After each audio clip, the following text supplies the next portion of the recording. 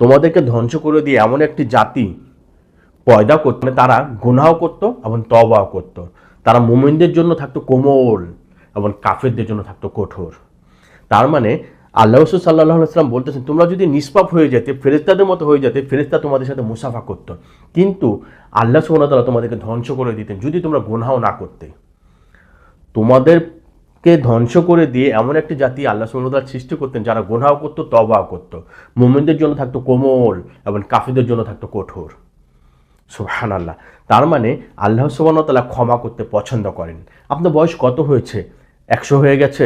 এখনো তো বেঁচে আছেন, এখনো ইসলাম গ্রহণ করেননি, এখনো তো বেঁচে আছেন। এখনই সময়, এখনই সুযোগ, এখনই তওবা করুন। আল্লাহর কসম, আল্লাহর কসম, আল্লাহর কসম, আল্লাহ সুবহানাহু ওয়া তাআলা ক্ষমা করে দিবেন।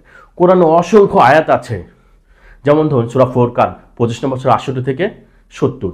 আল্লাহ সুবহানাহু ওয়া তাআলা বলতেছেন, কেউ যদি আমার কাছে তওবা করে এবং আমার কাছে ফিরে আসে, আমি তার গুনাহগুলো ক্ষমা করে দিব।